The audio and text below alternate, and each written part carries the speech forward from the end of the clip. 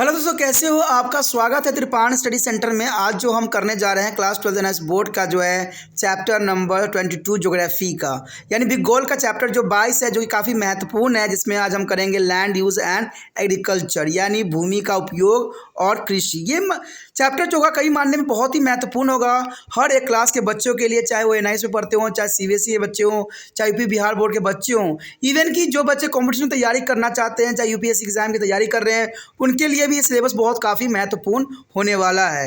लेकिन ये सब चैप्टर स्टार्ट करने से पहले एक बात जो मैं हमेशा कहता हूँ, जिसको आपको सोचना भी चाहिए, विचार भी करना चाहिए और अमल भी करना चाहिए, वो ये कि जब भी वीडियो देखिए पूरा देखिए, क्योंकि अधूरा जानकारी सदैव खतरनाक होता है। साथ में एक इंपॉर्टेंट बात ये भी रहता है, अगर आप पहली बार वीडियो देख रहे हो तो लाइक शेयर सब्सक्राइब करना मत भूलना, क्योंकि दोस्तों लाइक कीजिएगा तो बनाने वाले का मनोबल बढ़ता है, सब्सक्राइब कीजिएगा तो इससे ये होता है कि जब भी मैं कोई वीडियो डालूंगा उसका नोटिफिकेशन आपको समय रहते मिल जाएगा। और देखिए, शेयर का मतलब ये होता है कि आपके थ्रू ना जाने किन बच्चों को हेल्प मिल जाए, ये आप भी नहीं जानोगे, इसलिए जो है आप शेयर जरूर करो, ठीक है। व्हाट्सएप स्टेटस पे भी लगाओ। दोस्तों एनएसएस सेंटर जो कई मानने में बहुत से बच्चों के लिए हेल्पफुल है, चाहे वो 8th क्लास हो, 9th 10th 11th 12th हो, चाहे वो एनआईएस बोर्ड के बच्चे हों, ठीक है, चाहे बीए एमए के बच्चे हो, सभी क्लासों के लिए कुछ ना कुछ जो है त्रिपाण सेंटर में उपलब्ध है। तो इसलिए आपके लिए ज़रूरी है कि आप सब्सक्राइब करके इसको चैनल को जो है सेव कर लो, नहीं तो बाद में अगर रिसर्च करोगे तो शायद आपको ये चैनल प्राप्त ना हो।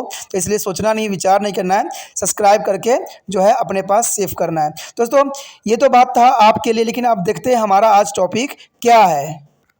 यहाँ पर जो हमारे समक्ष आया है अत्यंत महत्वपूर्ण पॉइंट, भारत में प्रमुख फसलें। देखिए, भारत में प्रमुख फसल के बारे में जानना काफ़ी दिलचस्प रहेगा और हम जानेंगे कि भारत में जो है कौन कौन से जो फसलें हैं उगाई जाती है, जो कि भारत के लिए विशेषताएं हैं। क्योंकि किसी भी देश के लिए, और वो खास तौर पर जो कृषि प्रधान देश है, उनके लिए कृषि बहुत ही महत्वपूर्ण होते हैं, क्योंकि सारे जो होते हैं अर्थव्यवस्था इसी पर ही आश्रित होते हैं। तो भारत भी एक कृषि प्रधान देश है और यहाँ के फसलों के बारे में अगर हम बात ना करें तो बात अधूरी रह जाती है।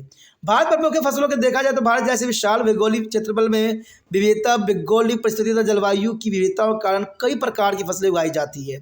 तो देखा जाए तो भारत में कई प्रकार की फसलें उगाई जाती है, जिन्हें हम निम्न प्रकार से वर्गीकृत की श्रेणी में बांट सकते हैं। और ये टेबल से आपको साफ हो जाएगा कि भारत में कितने तरह की जो है क्रॉप की जो है प्रोडक्शन होती है। कहते हैं यहाँ पर जो आया है हमारा बहुत ही महत्वपूर्ण फसलों के प्रकार। देखिए, यहाँ फसलों के प्रकार के अंतर्गत हम देखें तो यहाँ काफ़ी महत्वपूर्ण पॉइंट आया है कि फसलों के प्रकार देखा जाए तो 6 प्रकार जो है मुख्य फसल होते हैं जो भारत में उगाए जाते हैं।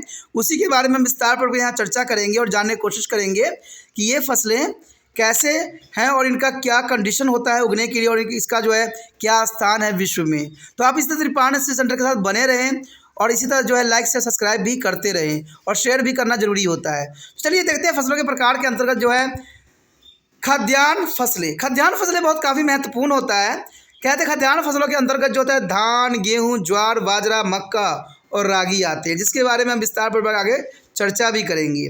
उसके बाद है दालें। दालों में आता है चना, अरहर, मूंग, मसूर, सभी दालें जो आती है बहुत महत्वपूर्ण होती है। यहाँ पर 2 ही मेंशन है, बट आपको पता ही है कि बहुत टाइप्स के जो होते हैं। लेकिन देखा जाए तिलहन की फसलें जो होती है, जिसमें देखो दालें में आ जाता है चना और अरहर की दाल जो है काफ़ी महत्वपूर्ण है। लेकिन तिलहन की फसलों के अंतर्गत आता है मूंगफली, सरसों, मटर, उड़द, मूंग, सारे आते हैं, बहुत काफ़ी महत्वपूर्ण है। अगर पेय फसलों देखिए, पेय मतलब पीने वाले, जैसे होते हैं चाय, कहवा, कॉफ़ी, कोक भी इसी के अंदर आता है, यानी बिनोला भी कहते हैं इसको हम। रेशेदार फसल के अंतर्गत आता है देखिए कपास, पटसन बहुत काफ़ी महत्वपूर्ण फसलें होते हैं जो कि रेशे निकलते हैं। और अन्य फसल के अंतर्गत देखें हम तो जो कि काफ़ी जो है व्यापारिक दृष्टि से काफ़ी इम्पोर्टेंट होती है अन्य फसलें, जिसमें हम गन्ना, मसाले, फल, सब्जियां, फूल, रबर, तंबाकू, जो कि काफ़ी महंगे फसल है और ये भारत में जो है बहुत काफ़ी महत्वपूर्ण भी स्थान इकोनॉमिक क्षेत्र में देते हैं। सबसे पहले यहाँ पर हमारे समक्ष आता है धान। देखिए, धान का अपना एक महत्व स्थान होता है और धान जो है किसी भी देश के लिए, खास तौर पर भारत के लिए जो कृषि प्रधान देश माना जाता है, धान का यहाँ बहुत से वैरायटी देखने को मिलता है। और वैरायटी तब आती है जब यहाँ पर ऐसा कंडीशन बनती है। तो आपने देखा ही होगा कि चावल जो है मुख्य होती है और चावल की जो है क्या विशेषताएं होती है, और चावल हर घर के लिए महत्वपूर्ण रहती है। देखा जाए धान मुख्य जो है उष्णकटिबंधीय फसल है, क्योंकि इसमें कोई दो राय नहीं है। धान जो है मुख्य उष्णकटिबंधीय फसलें हैं और विश्व में जो है भारत के चीन के बाद दूसरा सबसे बड़ा चावल उत्पादक देश माना जाता है। यानी विश्व में भारत चीन के बाद, यानी भारत का स्थान दूसरा नंबर पे हुआ और चीन जो है पहले नंबर पे धान जो है उत्पादन करती है। तो समझ सकते हो कि चीन जो है नंबर 1 है पूरे विश्व में और भारत का स्थान दूसरे नंबर पर आता है। विश्व के सकल उत्पादन में भारत का योगदान जो है केवल 20% ही है और देश के जो है 23% भूभाग में चावल की खेती होती है और धान की फसलें जो है खरीफ ऋतु में होती है। तो याद रखना आप, ये बात बहुत काफ़ी महत्वपूर्ण रहता है कि धान की जो फसलें होती है खरीफ फसल के अंतर्गत आता है और धान की फसल जो है 125 सेंटीमीटर से अधिक वर्षा वाले क्षेत्रों में अच्छी और अधिक विकसित होती है। तो ये बहुत काफ़ी महत्वपूर्ण है कि धान की कृषि के लिए वर्षा की मात्रा जो है 125 सेंटीमीटर के आसपास चाहिए। ये धान की जो ग्रोथ होती है वो खड़ी पानी में ही होती है, इसलिए इसमें बरसात का जो है बहुत काफ़ी महत्वपूर्ण स्थान होता है धान के फसल को ग्रोथ करने के लिए। यद्यपि ये फसल इससे कम बारिश वाले क्षेत्रों में अच्छी विकसित की जा सकती है, बशर्ते सिंचाई के साधन व स्रोत उपलब्ध हो। देखिए, सिंचाई के अंतर्गत भी धान की जो है कृषि की जा सकती है, लेकिन जनरल सी बात है इसमें अच्छे सिंचाई साधन उपलब्ध होना बहुत इंपॉर्टेंट है, क्योंकि आपको मैंने पहले ही बताया है कि इसके पानी जो है खड़े होने चाहिए और खड़ी पानी में ही जो है धान की कृषि करना जो है बहुत ही आसान रह जाता है। जलोढ़ उपजाऊ मिट्टी या चिकनी मिट्टी चावल खेती के लिए आदर्श मिट्टी होती है। तो आप समझ सकते हो कि जो धान की कृषि के लिए जो जलोढ़ मिट्टी या चिकनी मिट्टी जो है काफ़ी आदर्श मिट्टी के रूप में जाना जा सकता है। धान की खेती में अधिकतर जो है श्रमिक का प्रयोग जो है बुआई से लेकर पौधों के प्ररोपण क्रिया में करना पड़ता है। तो इसमें बहुत से जो है श्रमिकों की आवश्यकता होती है। आपने देखा होगा कि हाथों से जो है ये धान कृषि लगाते हैं। धान श्रम प्रधान फसल होने के कारण धनी आबादी वाले क्षेत्रों में बोया जाता है, क्योंकि ये प्रधान है फसल है, इसलिए धनी आबादी वाले क्षेत्रों में बोया जाता है क्योंकि सारे आवश्यकताएं पूरी हो जाती है। भारत में धान प्राय सभी जगह बोया जाता है, परंतु प्रमुख फसल के रूप में चावल अधिक पैदा करने वाले राज्यों में जो है पश्चिम बंगाल, छत्तीसगढ़, आंध्र प्रदेश, तमिलनाडु, उड़ीसा, बिहार, पंजाब, उत्तर प्रदेश शामिल है, जो कि काफ़ी महत्वपूर्ण जो है चावल उत्पादन क्षेत्र है। चावल उत्पादन में आंध्र प्रदेश दापी सबसे आगे है। यानी आप समझ सकते हो कि भारत में चावल उत्पादन में आंध्र प्रदेश जो है काफ़ी सबसे आगे है, परंतु इसके स्थापित खपत इतनी अधिक है कि आंध्र प्रदेश को चावल अन्य राज्यों में आयात करना पड़ता है। पंजाब में चावल दापी अवशेष कम होती है, परंतु स्थानीय खपत नहीं होने के कारण पंजाब चावल का निर्यात भी करता है। पश्चिम बंगाल में एक साल में चावल की 3 फसलें जैसे अमन, बोरा, ओस भी आ जाती है। तो आप समझ सकते हो कि पश्चिम बंगाल में एक साल में चावल की 3 फसलें लगाई जाती है। तो ये काफ़ी महत्वपूर्ण बात यहाँ पर आता है। यहाँ पर जो हमारे समक्ष आया है मैप, देखिए काफ़ी महत्वपूर्ण है मानचित्र, जिसपे हम देख सकते हैं कि चावल के उत्पादन क्षेत्र जो है कौन कौन से हैं। जैसा कि आप चित्र में भी देख सकते हो काफ़ी प्रमुख है और एग्ज़ाम में ऐसे क्वेश्चन आना एक आम सी बात है।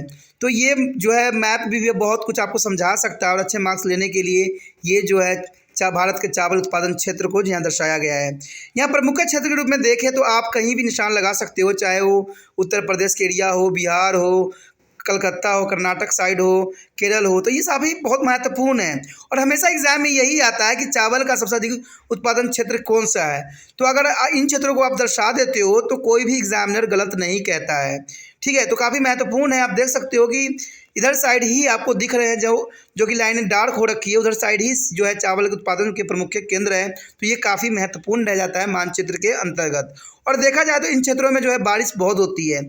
अगर हम अरुणाचल प्रदेश के साइड देखें तो वहाँ पर भी देखिए बरसात काफ़ी होती है और यहाँ चावल के लिए एक आदर्श क्षेत्र जो है बन जाती है, जो काफ़ी महत्वपूर्ण है।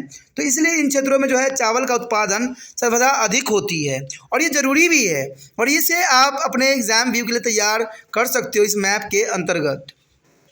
उसके पश्चात हमारे समक्ष आता है गेहूँ उत्पादन। देखिए गेहूँ काफ़ी महत्वपूर्ण होता है। कहते हैं गेहूँ मूल्य रूप से जो है उप पोषण फसल है जो भारत में शीत ऋतु में बोया जाता है और यह रबी के मौसम में होता है, जबकि चावल खरीफ मौसम में बोने वाली फसल है, जो काफ़ी महत्वपूर्ण है। यानी ये ज़रूरी है कि यह रबी के जो है मौसम में होती है, जबकि चावल खरीफ के जो है मौसम में बोने वाले फसल है। तो ये काफ़ी महत्वपूर्ण आपके लिए रह जाएगा कि रबी जो है काफ़ी महत्वपूर्ण है गेहूं के लिए, और चावल जो है खरीफ के फसल के रूप में देखा जाता है। क्षेत्रफल तथा उत्पादन की दृष्टि से चावल के बाद गेहूं का दूसरा स्थान होता है, और इस फसल का बोया गया क्षेत्रफल भारत में कुल बोए गए फसलों के क्षेत्रफल का 13% है। गेहूं को जो है ठंडे मौसम जिसमें जो है मामूली वर्षा हो की ज़्यादा आवश्यक होती है। गेहूं भारत के उत्तरी जो है मैदानी भाग में ठंड के मौसम में जब दिन का औसत तापमान 10 सेल्सियस से 15 सेल्सियस रहता है तब जो है उगाया जाता है। तो आप समझ सकते हो काफ़ी महत्वपूर्ण है, गेहूं के लिए जो है कम टेम्परेचर की आवश्यकता होती है। तो इसका जो है समय काल आप देख सकते हो कि ये अक्टूबर नवंबर के बाद ही इसका जो है बोने का प्रावधान है, जहां पर 10 से 15 सेल्सियस तापमान रहता है, जो कि आदर्श होता है। अच्छे वाहन गुण वाली जो है दोमट मिट्टी में गेहूं की अच्छी फसल होती है। यानी देखा जाए तो मिट्टी जो अच्छी है वो दोमट मिट्टी है, जहाँ पर गेहूँ जो है अच्छे फसल के रूप में देखा जाता है। और इसके अंतर्गत अगर हम राज्य की बात करें तो ये साफ कर देता है कि उत्तर प्रदेश, पंजाब, हरियाणा गेहूं उत्पादन के बड़े और प्रमुख राज्य हैं। यानी उत्तर प्रदेश, पंजाब और हरियाणा गेहूं के अच्छे उत्पादन माने जाते हैं, जो कि गेहूं के लिए एक आदर्श राज्य के रूप में देखा जा सकता है। इन राज्यों में भारत के जो है सकल गेहूं उत्पादन के कुल बोए गए क्षेत्र का 60% तथा कुल गेहूं उत्पादन का 73% हिस्सा आता है।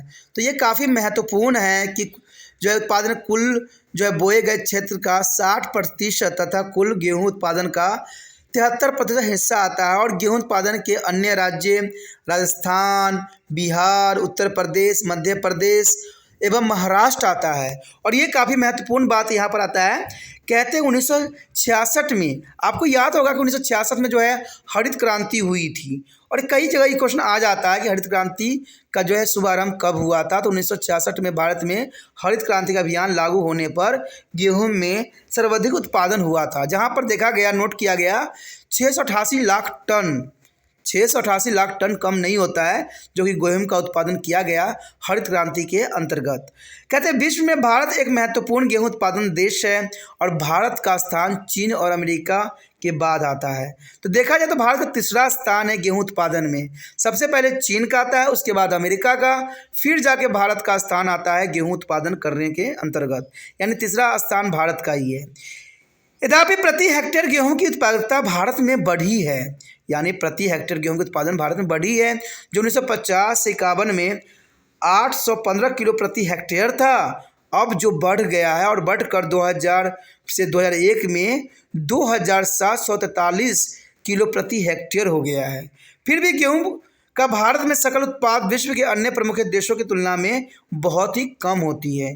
यानी ये भी बहुत बड़ी विडंबना वाली बात है कि भारत में जो है सकल उत्पाद में विश्व के अन्य प्रमुख देशों से तुलना में बहुत ही कम है, जो कि काफ़ी ज़रूरी बात भी है, और कहो काफ़ी कहते हैं टेंशन वाली बात भी यहाँ पर आता है। और देखिए चलिए मैप में देखते हैं कि गेहूँ के उत्पादन क्षेत्र कौन कौन से हैं और इसकी क्या विशेषताएँ हैं। इस मैप में आप देख सकते हो, मैप में जो है यहाँ पर भारत में गेहूं उत्पादन क्षेत्र को दर्शाया गया है, और देखोगे तो बहुत हैरानी की बात है कि ये जो है उत्तरी साइड में ही सिमट रखा है। देखिए यहाँ पर अगर आप पंजाब, हरियाणा जो है कुछ क्षेत्र जो है अगर आप देखिएगा तो उत्तर प्रदेश का भी है, मध्य प्रदेश में भी आता है। तो ये काफ़ी गेहूं का उत्पादन करता है, और बाकी क्षेत्र में जो है गेहूं का उत्पादन ना के बराबर है। तो आप समझ सकते हो कि गेहूं उत्पादन क्षेत्रों का जो है अपना प्रमुख स्थान है, और ये उत्तरी क्षेत्र में ही गेहूं उत्पादन का जो है काफ़ी देखा जा रहा है। अदरवाइज़ जो है आगे क्षेत्रों में नहीं दिखाया गया है।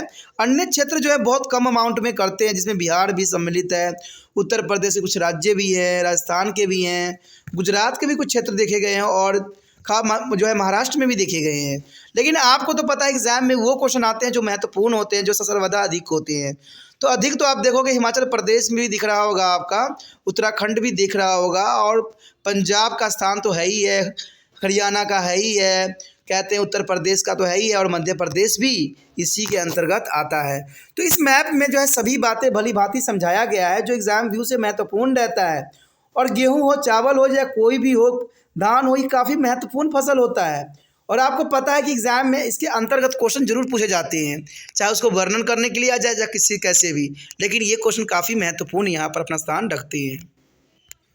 उसके पश्चात आता है चाय। देखिए, चाय विश्व में भारत चाय का एक अग्रणी उत्पादक एवं खपत करने वाला देश है। कहते हैं जहां भारत में सबसे अधिक चाय का उत्पादन होता है, वहीं भारत में खपत भी सबसे अधिक होता है। भारत चाय के निर्यात में बहुत बड़ी मात्रा में विदेश मुद्रा अर्जित करता है और चाय के पौधे पहाड़ी ढलानों में जहां अच्छी मात्रा में वर्षा अर्थात 150 सेंटीमीटर से अधिक मात्रा में उपलब्ध हो, जलवायु भी गर्म हो, अश और अधिक उगते हैं। तो आप समझ सकते हो कि भारत जितना इसका जो है उपयोग करता है उतना ही उत्पादन करता है और साथ में ये जो है दूसरे देशों में सप्लाई भी करता है। तो ये काफ़ी महत्वपूर्ण फसल के रूप में देखा जा सकता है। अगर इस फसल को उगाने के स्थान को देखें तो पहाड़ी क्षेत्र में जो है इसको उगाने का प्रावधान है। और यहाँ पर कुछ बातें जो है इंपॉर्टेंट ये भी रखता है कि यहाँ पर जो है बरसात की जो है 150 से अधिक होनी चाहिए, यानी रेनफॉल जो है अधिक होनी चाहिए और साथ में जो जलवायु गर्म भी होनी चाहिए। तो ये काफ़ी आदर्श क्षेत्र है और ये पहाड़ी क्षेत्र में ही ऐसे आदर्श जो है मिल सकते हैं। ढलानों में आच्छादित मिट्टी यदि दोमट तथा अच्छी जो है अपवहन वाली हो तो चाय के पौधों के फसल के लिए जो है आदर्श एवं उत्कृष्ट क्षेत्र माने जा सकते हैं। तो देखा जाए तो मिट्टी के रूप में देखें तो ये दोमट और जो अच्छी अपवहन वाली मिट्टी में चाय के पौधे जो है काफ़ी अच्छे आदर्श होते हैं। चाय के पौधों के जो उगाही वाले अधिकांश क्षेत्र जो है असम क्षेत्र के सुरमा और ब्रह्मपुत्र की घाटियों में, पहाड़ी ढलानों में तथा पश्चिम बंगाल के राज्यों के दार्जिलिंग एवं जलपाईगुड़ी जिलों में आते हैं। तो आप समझ सकते हो कि अगर हम बात करें यहाँ पर सुरमा और जो ब्रह्मपुत्र की घाटी में, तो ये एक पहाड़ी इलाका है और यहाँ पर जो है काफ़ी अमाउंट में चाय की खेती की जाती है। अगर हम पश्चिमी बंगाल और दार्जिलिंग और जलपाईगुड़ी की बात करें तो ये भी जो है चाय उत्पादन के सबसे आदर्श क्षेत्र के रूप में जानते हैं, क्योंकि दार्जिलिंग के बारे में तो आप जानते ही होंगे और जलपाईगुड़ी के बारे में तो आपको पता ही है। तो इन क्षेत्रों में चाय के जो है अधिक उत्पादन की जाती है, जो कि काफ़ी महत्वपूर्ण बात भी है। अन्य प्रमुख क्षेत्र का अगर जैसे देखा जाए, जैसे अन्य प्रमुख क्षेत्र दक्षिण भारत के जो है अन्नामालाई तथा नीलगिरी के पहाड़ी ढलानों में सीमित है। इसी प्रकार उत्तराखंड और राज्य के जो है कुमायूं की पहाड़ी ढलानों में तथा हिमाचल प्रदेश राज्य के कांगड़ा और घाट के पहाड़ी ढलानों में सीमित क्षेत्र में चाय के पौधे की खेती की जाती है। तो देखा जाए तो ये भी बहुत काफ़ी महत्वपूर्ण है कि उत्तराखंड राज्य के कुमायूं के पहाड़ी ढलानों में तथा हिमाचल प्रदेश राज्य के जो है कांगड़ा घाटी के पहाड़ी ढलानों में सीमित क्षेत्रों में चाय के पौधे की खेती की जाती है। भारत में जो है 1999 के दौरान 8.5 लाख टन चाय उत्पादन हुआ था, यानी 8.5 लाख टन जो उत्पादन हुआ था। और चाय उत्पादन एवं उसके निर्यात की प्राप्ति आमदनी जो है था वर्ष 2000 से 2001 में करीब 2000 करोड़ रुपया थी। तो काफ़ी महत्वपूर्ण है यहाँ पर चाय के अंतर्गत जो है पैसे की कमाई। यद्यपि स्थानीय खपत की मांग भी बहुत ज़्यादा बनी रही है, तो भारत में खुद भी इसका उत्पादन जो है कंज्यूम करने की क्षमता अधिक है। यहाँ पर आप देख सकते हो मैप में जो काफ़ी महत्वपूर्ण मैप यहाँ आया है, आप देख सकते हो कि ये दार्जिलिंग के साइड ही आपको दिख रहा होगा, ठीक है, और असम के साइड ही जो है ये चाय उत्पादन क्षेत्र दिख रहे हैं। तो देखा जाए तो प्रमुख क्षेत्र इसी के अंतर्गत आता है और इक्का दुक्का आता भी है तो उत्तराखंड के साइड ही आता है। तो ये भी बहुत महत्वपूर्ण बात है कि अगर चाय के प्रमुख क्षेत्र के रूप में आ जाए तो आप जो है आंध्र प्रदेश के साइड आप लगा सकते हो, ठीक है। यहाँ पर जो है पानी बरसात रेन भी अधिक होती है और ये आदर्श होता है चाय के फसल के लिए, तो काफ़ी महत्वपूर्ण है। और साथ में गर्मी भी अच्छी रहती है, ह्यूमिडिटी अच्छी रहती है, तो ये फसल के लिए आदर्श क्षेत्र होता है, जो कि आपके जो है स्क्रीन पे दिखाया जा रहा है, जो कि काफ़ी महत्वपूर्ण है। इसको नोट आपको कर लेना चाहिए क्योंकि एग्जाम व्यू से चाय का जो है विस्तृत वर्णन आता है एग्जाम में और देखा भी गया है। चाय फसल के अंतर्गत हर एक जानकारी आपके पास होना बहुत ही महत्वपूर्ण रखता है, जो कि यहाँ पर बेखूबी बताई गई है। उसके पश्चात आता है हमारे समक्ष कपास। देखिए कपास कहते हैं विश्व में भारत कपास उत्पादन में अग्रणी देश माना जाता है, क्योंकि भारत में सबसे अधिक जो है भारत में इसकी उत्पादन होती है। सूती वस्त्र उद्योग में कपास के पौधे से जो है प्राप्त रेशे कच्चे माल के रूप में उपयोग में लाए जाते हैं। और इसी प्रकार कपास के पौधों से प्राप्त किए जाने वाले बीजों से जो तेल निकलता है वह तेल वनस्पति घी तेल के उद्योगों में प्रयुक्त होता है। कपास के बीज या बिनौले को जो है पशु आहार के रूप में भी प्रयोग किया जाता है, जो कि काफ़ी महत्वपूर्ण है। कपास की अच्छी उपज के लिए जो है मध्य वर्षा यानी करीब 75 सेंटीमीटर चाहिए, और इसलिए कम जो 150 दिनों के लगातार जो है खुला मौसम होना चाहिए। तभी जो है पौधों में अच्छे और सघन फूल उगते हैं तथा वे पककर जो है प्रफुल्लित रेशे बीज के जो बल बनते हैं। तो ये काफ़ी महत्वपूर्ण है। और देखा जाए तो भारत में कपास जो है काफ़ी महत्वपूर्ण रखता है सूती वस्त्र उद्योग के लिए, ठीक है। और इसे कच्चे माल के रूप में भी इसका उपयोग किया जाता है। और इसका आदर्श अगर देखा जाए तो वर्षा जो होती है 75 सेंटीमीटर होनी चाहिए, और कहते हैं 150 दिन लगातार खुला मौसम होना चाहिए, तभी जो जाके इसके पौधे के फूल जो हैं अच्छे बनते हैं और इससे कपास भी अच्छे निकलते हैं। ये आप जनरली देखे भी होंगे। देखा जाए तो ये भी महत्वपूर्ण है कि काली चिकनी मिट्टी जो पानी का उत्तम अववहन कर सके दक्कन के पठारी क्षेत्र में बहुलता से उपलब्ध है। देखिए, इसके लिए काली चिकनी मिट्टी की आवश्यकता होती है, जहाँ पर ये उत्तम जो है कपास उत्पन्न की जाती है। कपास की खेती के लिए सर्वश्रेष्ठ अच्छा माना जाता है। भारत के उत्तरी मैदानी इलाकों में जलोढ़ मिट्टी में भी यह उगाया जाता है और इसका भी काफ़ी महत्वपूर्ण स्थान है। भारत में विश्व के सकल कपास उत्पादन का 8% उत्पादन होता है। कहते पूरे विश्व में कपास उत्पादक देशों में प्रमुख अमेरिका, चीन, रूस के बाद भारत का चौथा स्थान है। यानी देखा जाए तो कपास के उत्पादन में भारत का जो है चौथा स्थान है, और पहला स्थान पे जो है संयुक्त राज्य अमेरिका करता है, उसके बाद दूसरे स्थान पर चीन है, तीसरे स्थान पे रूस है। यानी भारत का चौथा स्थान इसमें आया। भारत कपास की गुणवत्ता उतनी अच्छी नहीं है, इसलिए सूती कपड़ा उद्योग के लिए आवश्यक जो है लंबे रेशे वाली कपास बाहर से आयात होते हैं। तो आप समझ सकते हो जो भारत में कपास की जो उगाए जाते हैं उसकी अच्छी गुणवत्ता नहीं होती है, और इसलिए जो है कपास को बाहर राज्य से मंगवाया जाता है, बाहर देश से मंगवाया जाता है। वैसे अच्छी गुणवत्ता वाले कपास की पैदावार पंजाब तथा हरियाणा राज्यों में ही होता है। ये भी कोई दो राय नहीं है कि इसका जो है अच्छा गुणवत्ता वाले जो है कपास का उत्पादन पंजाब और हरियाणा राज्य रहा है। और भारत में कपास की खेती में अग्रणीय जो है राज्य महाराष्ट्र आता है, गुजरात आता है, आंध्र प्रदेश, हरियाणा, पंजाब, कर्नाटक, पश्चिम जो है मध्य प्रदेश एवं राजस्थान। तो चलिए इसी बात को जो है मैप पे भी देखने की कोशिश करें और एनालाइज करें कि जो है कपास जो है कृषि कहाँ कहाँ किस क्षेत्र में और किस कंडीशन में होता है। यहाँ पर आप देख सकते हो कि भारत जो है कपास उत्पादन क्षेत्र के रूप में आप देख सकता है कि कपास पर मुख्य क्षेत्र, देखिए कपास मुख्य क्षेत्र जो है आपको पंजाब भी दिख रहा होगा, हरियाणा का क्षेत्र भी इसके अंतर्गत आ गया है, ठीक है। यहाँ पर आप देखिए तो राजस्थान भी आ रहा है और गुजरात भी, महाराष्ट्र भी, तो काफ़ी महत्वपूर्ण क्षेत्र को यहाँ दर्शाया गया है। यहाँ तक कि केरल के क्षेत्र भी, कुछ क्षेत्र को इसमें ले लिया गया है। तो कपास के प्रमुख क्षेत्र इसी के रूप में है, लेकिन पंजाब हरियाणा में जो है उच्च गुणवत्ता वाले कपास का जो है उत्पादन होता है, जो कि इस मैप में भी दर्शाया गया है। आप देख सकते हो कि पंजाब और हरियाणा भी कपास के उत्पादन के लिए काफ़ी महत्वपूर्ण यहाँ पर रहता है। और ये मैप जो है एग्ज़ाम व्यू से भी काफ़ी महत्वपूर्ण है, तो आप इसके क्षेत्र जो है दिमाग में रख सकते हो और इसको जो है एग्ज़ाम व्यू की तैयारी में लग सकते हो। तो ये काफ़ी महत्वपूर्ण रखता है हर एक कंपटीशन के लिए, कि किसी भी कंपटीशन में ऐसे क्वेश्चन पूछे जा सकते हैं कि कपास का जो है विश्व में कितने नंबर पर स्थान है। तो आप समझ गए होंगे चौथे नंबर पर जो है इंडिया का स्थान कपास उत्पादन में आता है। लेकिन यहाँ की जो कपास है अच्छे गुणवत्ता वाले नहीं होते हैं, इसलिए हमें बाहरी देश से मंगवाया जाता है। अगर भारत में अच्छे गुण वाले होते भी हैं तो पंजाब और हरियाणा में ही होता है। तो ये काफ़ी महत्वपूर्ण मैप था जिसको बारे में हमने चर्चा किया। आगे देखते हैं क्या है। उसके पश्चात हमारे समक्ष आता है गन्ना। देखिए गन्ना भारत के जो है देशज फसल है, और भारत में गन्ना उत्पादन का क्षेत्र जो है विश्व में सब देशों से अधिक है। गन्ने की फसल के लिए उष्ण और आर्द्र जलवायु चाहिए, यद्यपि पर्याप्त वर्षा नहीं होती है तो सिंचाई के साधन जरूर होनी चाहिए। तो ये गन्ना के लिए जो है महत्वपूर्ण है कि गन्ना की फसल जो है उष्ण और आर्द्र जलवायु में होता है, जो कि काफ़ी महत्वपूर्ण है। कहते हैं उपजाऊ जो होता है ये मैक्सिमम दोमट एवं काली चिकनी मिट्टी दोनों ही गन्ना के पैदावार के लिए उपयुक्त होती है। यानी ये दोमट मिट्टी में भी और काली मिट्टी में भी जो है गन्ना का अच्छा उत्पादन हो सकता है। गन्ने की खेती दो प्रमुख पट्टियों में होती है। एक तो होता है उत्तर मैदानी क्षेत्र में, जिसका विस्तार जो है पश्चिम में पंजाब राज्य से पूर्व में बिहार राज्य तक है, तो ये काफ़ी महत्वपूर्ण है। दूसरा भाग जो है भारत की दक्षिण प्रायद्वीपीय क्षेत्र से गुजरात से लेकर महाराष्ट्र, कर्नाटक, आंध्र प्रदेश होते हुए तमिलनाडु तक फैला हुआ है। तो ये काफ़ी महत्वपूर्ण बात है। कहते गन्ने के जो है सकल जो है बोया क्षेत्र का 60% से अधिक भाग भारत के उत्तरी मैदान भाग में है, परंतु प्रति हेक्टेयर गन्ने का उत्पादन दक्षिण भारत के क्षेत्र में उत्तरी मैदानी क्षेत्र में अधिक होते हैं। तो काफ़ी महत्वपूर्ण है गन्ना के अंतर्गत ये क्वेश्चन। गन्ना उत्पादन के जो है अग्रणी राज्य उत्तर प्रदेश, महाराष्ट्र, कर्नाटक, तमिलनाडु और आंध्र प्रदेश है।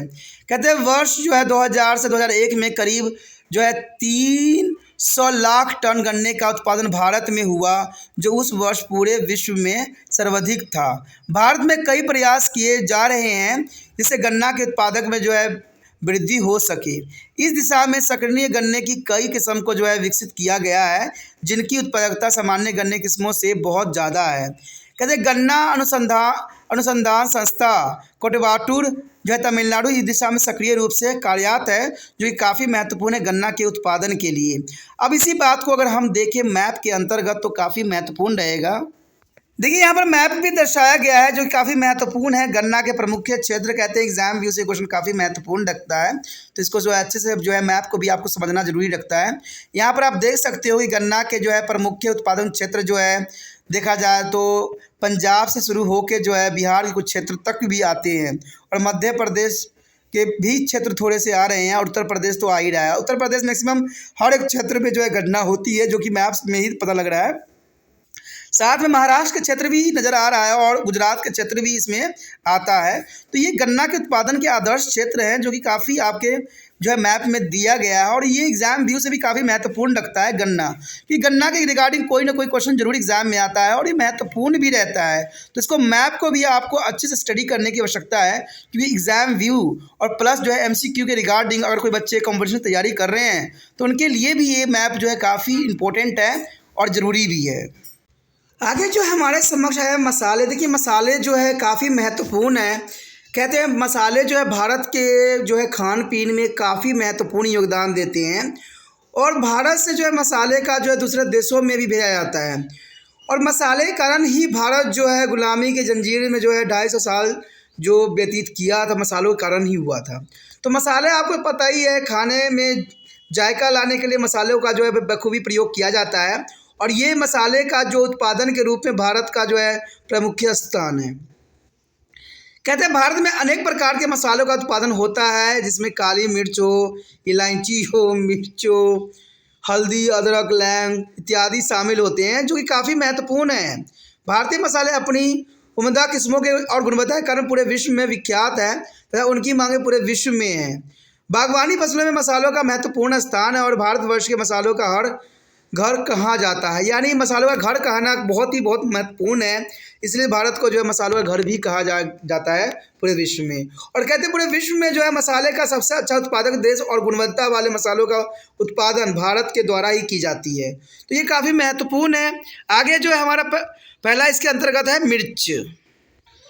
कहते हैं मिर्च मसालों में बहुत ही महत्वपूर्ण फसल है। सभी प्रकार के मसालों के कुल उत्पादन में मिर्च का उत्पादन लगभग 1/3 या कहे तो 34% के बराबर आता है। तमिलनाडु, आंध्र प्रदेश, महाराष्ट्र एवं कर्नाटक राज्य मिर्च उत्पादन में अग्रणीय है, और मिर्च जो है काफ़ी महत्वपूर्ण है, स्पाइसी के रूप में देखा जाता है। मिर्च के बाद मसालों के अंदर हल्दी की फसल महत्वपूर्ण आती है, यानी मिर्च के बाद हल्दी का बहुत ही काफ़ी अपना स्थान है। मसालों के कुल उत्पादन में हल्दी के उत्पादन का हिस्सा जो है 21.6% है। हल्दी की जो है फसल उगाने वाले राज्य जो है आंध्र प्रदेश, तमिलनाडु, महाराष्ट्र, उड़ीसा तथा बिहार महत्वपूर्ण है। और आपको पता है हल्दी एक टर्मरिक होती है जो कई चीज़ के लिए बहुत महत्वपूर्ण होती है, इसलिए इसको जो है काफ़ी उत्पादन की जाती है। मसाला उत्पादन करने वाले राज्य के बीच केरल एक ऐसा राज्य है जहाँ बड़े पैमाने पर मसाले जैसे लौंग, इलायची, काली मिर्च, अदरक का उत्पादन किया जाता है। तो देखा जाए तो काफ़ी महत्वपूर्ण है। केरल राज्य में जो है सबसे अधिक जो है लौंग, इलायची, काली मिर्च, अदरक का उत्पादन किया जाता है। इसके बाद जो है कर्नाटक, तमिलनाडु, हिमाचल प्रदेश, महाराष्ट्र, उड़ीसा, बिहार राज्यों के नंबर आता है। तो काफ़ी महत्वपूर्ण है यहाँ पर जो है मिर्च हो, चाहे आपकी काली मिर्च हो या हल्दी हो, काफ़ी महत्वपूर्ण है।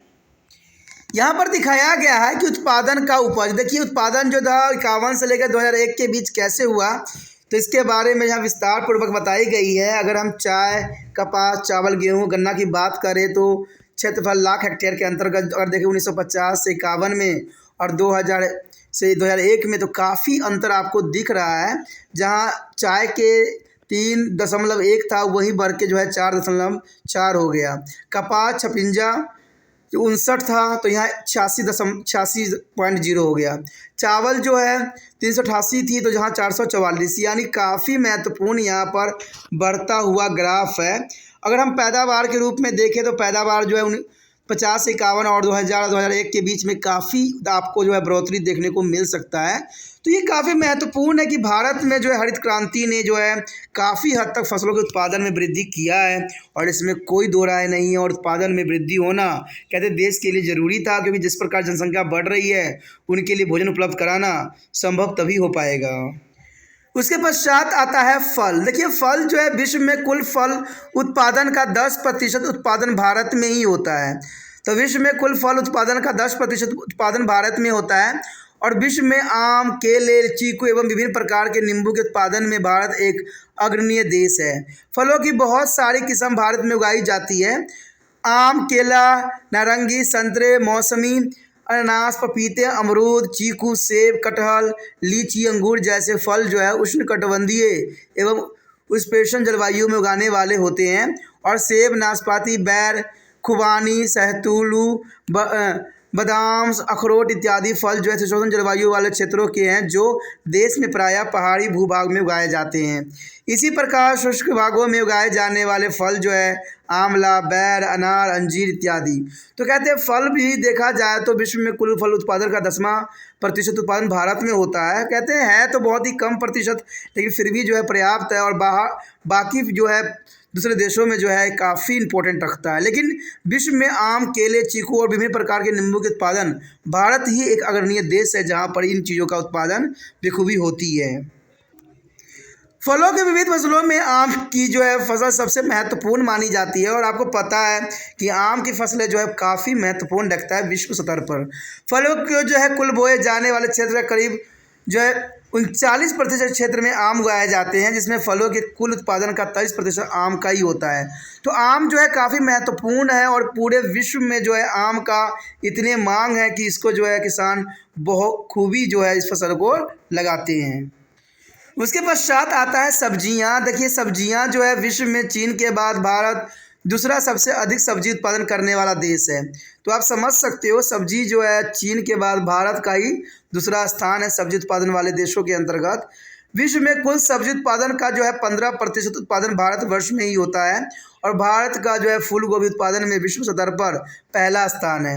यानी फूल गोभी के उत्पादन में जो है भारत पहला स्थान पे आता है, और प्याज उत्पादन में इसका दूसरा स्थान है। पत्ता गोभी में इसका तीसरा स्थान है। इसके अलावा दूसरा अन्य सब्जी जो प्रमुख रूप से उगाई जाती है वह है आलू, मटर, टमाटर आदि। भारत में 50 से अधिक किस्म की सब्जियां उगाई जाती है। तो भारत में जो है सब्जियों की काफ़ी किस्में देखने को मिल जाती है। उसके पश्चात है फूलों की खेती। फूलों की खेती भी काफ़ी महत्वपूर्ण रहता है। वैश्वीकरण के उत्तरार्ध समय में जब बहुत से जो है व्यापारिक प्रतिबंध हटा दिए गए थे, तो फलों का, सब्जियों का, एक फूलों का अंतर्राष्ट्रीय व्यापार विपणन बहुत ही लाभदायक हो गया था। फूलों के न्यास से जो है भारत बहुत सी विदेशी मुद्राएं कमा सकता है। काफ़ी महत्वपूर्ण है कि फूलों से जो है विदेशी मुद्रा कमाना। ठीक है, फूलों में गुलाब का जो है फूल, जूही, चमेली, गुलमोहर, गुलदाउदी इत्यादि जो है फूलों की खेती का उत्पादन बड़े पैमानों पर होता है। कर्नाटक, तमिलनाडु, आंध्र प्रदेश, राजस्थान, पश्चिम बंगाल, महाराष्ट्र राज्य में काफ़ी बड़ी मात्रा में एक विस्तृत क्षेत्रों में फलों की खेती होती है। इसके अलावा उत्तराखंड, असम, दिल्ली तथा त्रिपुरा में भी फ्लोरिकल्चर काफ़ी लोकप्रिय है। यानी फ्लोरिकल्चर जो है काफ़ी महत्वपूर्ण लोकप्रिय व्यापारी विकल्प बन गया है, क्योंकि फूलों में जो है काफ़ी पैसे हैं, और फूल जो है हर जगह यूज़ होता है। इसलिए देखा जाए तो आज जो है विश्व स्तर पर जो है भारत में फूलों के उत्पादन की जाती है, और इससे काफ़ी जो है अर्थव्यवस्था में सुधार हुआ है। इवन कि जो किसान लगाते हैं उनके भी जीवन स्तर में काफ़ी सुधार हुआ है। तो इसी के साथ हमारा ये टॉपिक ख़त्म हो जाता है, जो कि काफ़ी महत्वपूर्ण था। आगे का टॉपिक और भी महत्वपूर्ण है, तो आप बने रहें त्रिपाण स्टडी सेंटर के साथ। और साथ में अगर आप त्रिपाण स्टडी सेंटर को थैंक्स कहना चाहते हो, हेल्प करना चाहते हो, तो आप जितना हो सके इस वीडियो को शेयर करना है। और शेयर करने के लिए कुछ नहीं करना है, यूट्यूब से लिंक को कॉपी करना है और व्हाट्सअप स्टेटस पर लगा देना है। जिन बच्चों ने देखना है वो देखेंगे, जिनको नहीं देखना है नहीं देखेंगे, क्योंकि कहते हैं ना, इंसान को अपना कर्तव्य निभाना चाहिए। बाकी जो है दूसरे व्यक्ति कर्तव्य निभाएं चाहे न निभाएं, इससे कोई मतलब नहीं होना चाहिए। ठीक है, अगर आपको वीडियो त्रिपाण स्टडी का अच्छा लगा, समझ में आया, तो आप ज़रूर इसको सब्सक्राइब करके रख लीजिए, क्योंकि सब्सक्राइब नहीं कीजिएगा तो शायद आने वाला वीडियो का नोटिफिकेशन भी आपको प्राप्त नहीं होगा। और साथ में अगर आप यूट्यूब पर रिसर्च कीजिएगा कोई भी टॉपिक, तो आपको पता ही है कि पहले से जो मौजूद यूट्यूब पे वीडियो होगा वही नज़र आएगा, त्रिपाण स्टडी सेंटर दूर दूर तक नज़र नहीं आएगा। ठीक है, इसलिए चैनल को सब्सक्राइब कर लेने में ही आपके फ़ायदा है। ठीक है, और अगर आप और भी अच्छा देखना चाहते हो और भी इसमें कुछ सुधार चाहते हो तो कमेंट ज़रूर कीजिए। कमेंट करने से क्या होता है कि इसमें और भी सुधार की जाती है और बेहतर से बेहतर बना जाता है। ठीक है, और सब्सक्राइब कर लेना भी फ़ायदेमंद रहेगा, क्योंकि आपको पता है त्रिपाण स्टडी सेंटर के होम पेज पे सभी वीडियो उपलब्ध होते हैं। साथ में प्लेलिस्ट भी है, प्लेलिस्ट में आपको जो है सभी क्लास के अंतर्गत और टॉपिक के अंतर्गत वीडियो दिख जाएंगे, जो कि आपके लिए महत्वपूर्ण है।